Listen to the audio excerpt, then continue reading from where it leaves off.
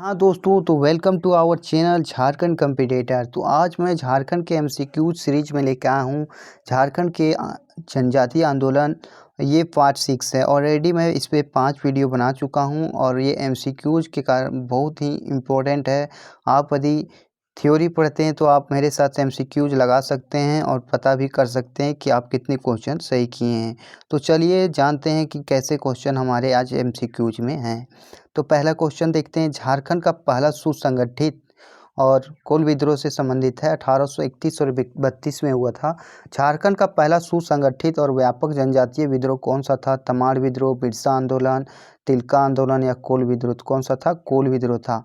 तो कोल विद्रोह था जो 1831 से 32 में हुआ था। इसके बारे में कुछ डिस्क्रिप्शन में है, हम उसे पढ़ेंगे।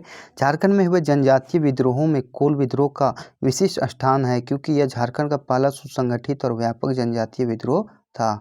दूसरा क्वेश्चन देखते हैं। दूसरा क्वेश्चन क्या कह रहा है? झारखंड में का कोल विद्रोह में किन किन जनजातियों ने भाग लिया था? तो कोल लिया था, मुंडा लिया था या हो लिया था या बी और सी दोनों लिया था? तो बी और सी दोनों लिए थे। मुंडा और हो जो जनजाति थे इन्होंने कोल विद्रोह में भाग लिया था। झारखंड का कोल विद्रोह मुंडाओं का विद्रोह था जिसमें हो या उनका दाहिना हाथ बनकर विद्रोह में कूद पड़े थे। तो कोल विद्रोह जो था, कोल विद्रोह में शामिल कौन सा जनजाति हुए थे? तो हो। झारखंड में कोल विद्रोह का प्रारंभ कब हुआ? तो 1831 से 32 ईस्वी में हुआ था। कब हुआ था? 1831 से 32 में। काफ़ी इम्पोर्टेंट हो जाते हैं। इसका डिस्क्रिप्शन देखते हैं। कोल विद्रोह झारखंड का पहला सुसंगठित और व्यापक जन विद्रोह था जिसकी शुरुआत 1831 से 32 में मुंडाओं के नेतृत्व में हुआ था। आगे, झारखंड का ऐसा कौन सा क्षेत्र था जो कोल विद्रोहों से हमेशा अछूता रहा था? तो कौन सा क्षेत्र था? हजारीबाग। हजारीबाग ऐसा क्षेत्र था जो कोल विद्रोह से हमेशा अछूता रहा था। कोल विद्रोह में छोटा नागपुर, खास, पलामू, सिंहभूम, मानभूम के कुछ जनजातियों ने भाग लिया और सिर्फ हजारीबाग एक ऐसा क्षेत्र था जो इस विद्रोह से अछूता रहा था। आगे देखते हैं। क्वेश्चन नंबर 86 क्या कह रहा है? झारखंड का जनजातीय विद्रोह का परिणाम था कि 1834 में दक्षिण पश्चिम सीमांत एजेंसी नाम से एक प्रशासनिक इकाई का गठन किया गया। तो किसमें कहा किया गया था? तो कोल विद्रोह में किया गया था। आगे है, कोल विद्रोह में छोटा नागपुर, खास, पलामू, सिंहभूम व मानभूम के कुछ जनजातियों ने भाग लिया। सिर्फ हजारीबाग एक ऐसा क्षेत्र था जो इस विद्रोह से अछूता रहा था। तो हजारीबाग कौन से विद्रोह से अछूता रहा था? तो कोल विद्रोह से अछूता रहा था। नेक्स्ट क्वेश्चन देखते हैं। क्वेश्चन नंबर 87 क्या कह रहा है? क्वेश्चन नंबर 87 है कि झारखंड के बहादुर कोल के बारे में अंग्रेज अधिकारी हंटर ने 40 साल बाद स्टैटिस्टिकल अकाउंट्स ऑफ बंगाल नामक पुस्तक लिखी। स्टैटिस्टिकल अकाउंट्स ऑफ बंगाल नामक किताब लिखी। उसने लिखा कि नगरी के बहादुर कोल लोग जो आज भी ऐसे लोग गीत गाते हैं, ऐसे गीत गाते हैं जो याद दिलाते हैं कि उनके पूर्वज 1832 में किस प्रकार वीर गति को प्राप्त हुए थे। तो नगरी के बहादुर कोल के बारे में बताया गया था। आगे देखते हैं क्वेश्चन, इसी के डिस्क्रिप्शन में क्या लिखा है।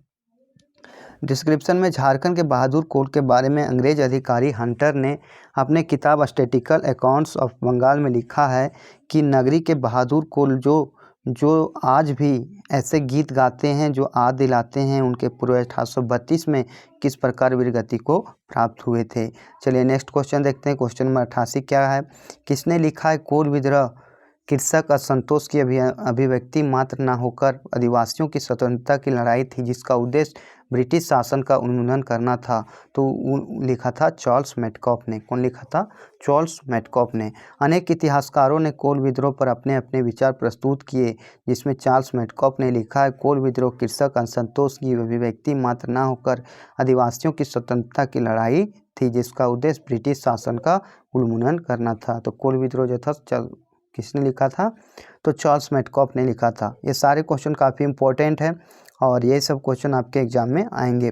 आगे, कोल विद्रोह का निम्न में से कौन सा कारण नहीं था? भूमि संबंधी असंतोष था, जमींदारी जागीरदारी द्वारा उत्पीड़न व शोषण था, अंग्रेजों की दखलंदाजी था या तो इनमें से कोई नहीं?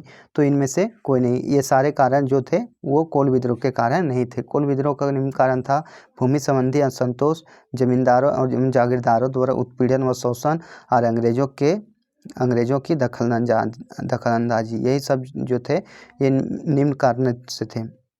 आगे भी है कि ठेकेदारों और साहूकारों व्यापारियों के अधीनस्थ कर्मचारियों द्वारा शोषण किया जाना, न्यायालयों से निराशा होना, गैर आदिवासियों द्वारा आदिवासियों की ज़मीन के अलावा उनकी स्त्रियों को छीना जाना, ये सारे कारण जो थे कोल विद्रोह के मुख्य कारण थे।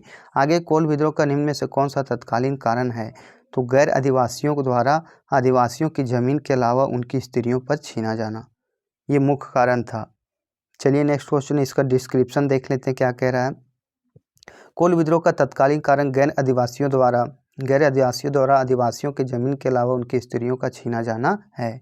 आगे छोटा नागपुर में 1824 में आबकारी कर लगाया गया। इसके तहत हंडिया पर कौन सा कर लगाया गया था? तो हंडिया पर लगाया था पतुचुई। कौन सा? पतचुई जो है एक कर का नाम था जो छोटा नागपुर के आबकारी कर लगाया गया था। आबकारी कर को ही पतचुई कहा जाता था। हंडिया पर कौन सा कर लगाया जाता था? तो पतचुई। अब हंडिया के बारे में जान लेते हैं। छोटा नागपुर में 1824 में आबकारी कर लगाया गया। इसके तहत हंडिया यानी चावल से बनाई जाने वाली शराब पर पतचुई नामक कर लगाया गया था। आगे है अकबर कर को कब समाप्त कर दिया गया था? अकबारी कर को कब समाप्त कर दिया गया था? तो 1824 में लगाया गया था, लेकिन 1826 आते आते इसे समाप्त कर दिया गया था। चलिए इसका डिस्क्रिप्शन देख लेते हैं। आदिवासियों के घोर विरोध के चलते 1826 में अब आबकारी यानी पतचुई कर को समाप्त कर दिया गया। कोल विद्रोह का आरंभ किस स्थान पर हुआ था? तो कोल विद्रोह का आरंभ तमाड़ के लंका गांव में हुआ था। कहाँ हुआ था? तमाड़ के लंका गांव में हुआ था। आगे है अपमानित और उत्पीड़ित सिंगराई मानकी व सुगरा मुंडा ने आदिवासियों की एक सभा तमाड़ के लंका गांव में बुलाई। इस सभा की व्यवस्था बनगांव के बिंदराई मानकी ने किया था। आगे देखते हैं क्वेश्चन नंबर 94 क्या कह रहा है।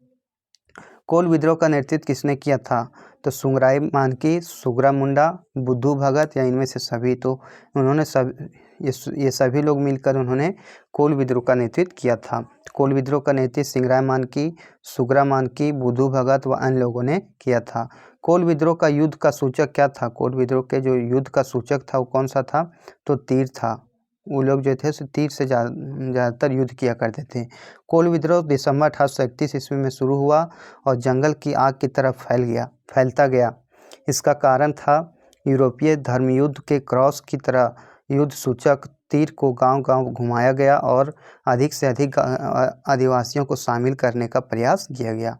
आगे देखते हैं नेक्स्ट क्वेश्चन नंबर 96 क्या कह रहा है। मानभूम में विद्रोह का दमन निम्न में से किस अंग्रेज अधिकारी ने किया था? तो मानभूम में किया था जिला मजिस्ट्रेट HP रसेल ने किया था। जिला मजिस्ट्रेट HP रसेल ने किया था। मानभूम में कोल विद्रोह का दमन जिला मजिस्ट्रेट HP रसेल और सेनानायक हार्सबर्ग ने किया था। चलिए नेक्स्ट क्वेश्चन देखते हैं। क्वेश्चन नंबर 97 क्या कह रहा है। कोल विद्रोह जिसने झारखंड में प्रशासनिक व्यवस्था में सुधार की और नींव रखी, दमन किस अंग्रेज सेनानायक ने किया था? तो अभी हमने पढ़ा कैप्टन विल्किंसन ने किया था। डिस्क्रिप्शन देख लेते हैं। कैप्टन विल्किंसन ने भी कोल विद्रोह का दमन किया जो उसमें दक्षिण पश्चिम सीमांत एजेंसी के एजेंट थे। कौन से? दक्षिण पश्चिम सीमांत एजेंसी के एजेंट थे। आगे क्वेश्चन है दक्षिण पश्चिम सीमांत एजेंसी के प्रथम एजेंट कौन थे? तो ये थे कैप्टन विल्किंसन। कौन थे? Captain Wilkinson. दक्षिण पश्चिम सीमांत एजेंसी यानी साउथ वेस्ट फ्रंटियर एजेंसी की स्थापना 1834 ईस्वी के कोल विद्रोह के बाद छोटा नागपुर क्षेत्र में लागू किया गया। इस क्षेत्र में बंगाल के सामान्य कानून के स्थान पर नया कानून 1833 का रेगुलेशन 13 लागू किया गया और 13 के तहत छोटा नागपुर, खास, पलामू, खड़गडीहा, रामगढ़, कोरूडा को भूतपूर्व रामगढ़ जिला से अलग कर उन्हें जंगल महाल और त्रिपुरी महाल के एक नए रेगुलेशन के साथ आगे किया गया। आगे देखते हैं क्वेश्चन। झारखंड क्षेत्र का पहला नागरिक प्रशासक कौन था? तो झारखंड क्षेत्र का पहला नागरिक प्रशासक था कैप्टन विल्किंसन। या प्रथम नागरिक प्रशासक माना जाता है। किसको? कैप्टन विल्किंसन को प्रथम नागरिक प्रशासक माना जाता है। नेक्स्ट क्वेश्चन देखते हैं। नेक्स्ट क्वेश्चन, कोल विद्रोह के नेतृत्वकर्ता के संबंध में कौन सा कथन सत्य है? तो कोल विद्रोह के संबंध में कोल विद्रोह के नेतृत्वकर्ता सुगरा मुंडा सिल्ली के रहने वाले थे, ये भी गलत है। कोल विद्रोह के प्रमुख नेता बुद्धू भगत बनगांव के रहने वाले थे, ये भी गलत है। कंपनी सरकार के विरुद्ध उराव विद्रोह का नेतृत्व जतरा भगत ने किया था, ये भी गलत है। इनमें से कोई नहीं, इनमें से सभी कथन क्या है, मतलब पूछा कौन सा सत्य है, तो ऑप्शन सही इनमें से कोई नहीं, मतलब कोई भी सत्य नहीं है। कोल विद्रोह के नेतृत्वकर्ता जो थे सुगरा मुंडा वो बंदगांव के रहने वाले थे, ना कि सिल्ली के। कोल विद्रोह के प्रमुख नेता थे बुद्धू भगत, जो सिल्ली के रहने वाले थे, और कंपनी सरकार के विरुद्ध उरांव विद्रोह का नेतृत्व बुद्धू भगत ने किया था। तो चलिए आगे देखते हैं नेक्स्ट क्वेश्चन नंबर 101 क्या करा। निम्न में से किसने कहा कोल विद्रोह को कुचलने में लगभग 5000 वर्ग मील भूमि वीरान कर दी गई? तो विल्सन ने कहा था कि कोल विद्रोह को कुचलने में लगभग 5000 वर्ग मील भूमि वीरान कर दी गई। विल्सन एक इतिहासकार थे एवं अंग्रेज अधिकारी थे जिसने कहा कि कोल विद्रोह तथा उसके दमन के क्रम में धन जन आदि की हानि हुई है। चलिए आगे क्वेश्चन देखते हैं। क्वेश्चन नंबर 102 क्या कह रहा है। 102 है कोल विद्रोह के परिणाम के विषय में कौन सा कथन सही है? इसके बारे में बोल रहा है कौन सा कथन सही है। तो इनमें से सभी सही है। तो देखते हैं। जमींदारी घटवाली व्यवस्था को पुनर्स्थापना, ये भी हुआ था। अस्थायी बल चौकियों की स्थापना एवं पुलिस बल में बढ़ोतरी की गई थी। इनमें से सभी दक्षिण पश्चिम सीमांत एजेंसी की स्थापना की गई थी। तो जमींदारी पुलिस घटवाली की व्यवस्था बोलेगा तो 1833 में हुआ था, और दक्षिण पश्चिमी सीमांत एजेंसी की स्थापना 1834 में हुई थी। चलिए आगे देखते हैं क्वेश्चन। कोल विद्रोह के बाद छोटा नागपुर की शासन व्यवस्था में महत्वपूर्ण परिवर्तन किया गया।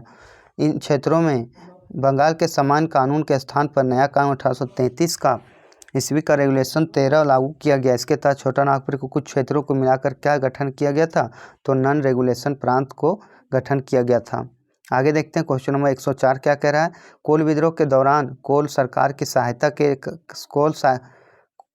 द्वारा कंपनी सरकार की सहायता करने वाले को राजा और दिलवार जंग की उपाधि से सम्मानित किया गया। निम्न में यह सम्मान किसे प्राप्त नहीं था? तो यह सम्मान मोहम्मद अब्दुल्ला को समाप्त नहीं था। किसको नहीं था? मोहम्मद अब्दुल्ला को सम्मान नहीं था। विल्किंसन को जनसाधारण में किस नाम से जाना जाता था? तो विल्किंसन को जाना जाता था किसुन साहब के नाम से जाना जाता था विल्किंसन को।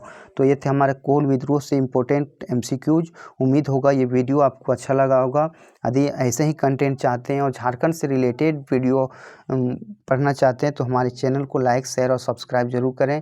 आप किस टॉपिक पर वीडियो चाहते हैं इसके बारे में भी आप ज़रूर बताएं, और हमारा वीडियो आपको कैसा लगता है कमेंट बॉक्स में ज़रूर लिखें। धन्यवाद।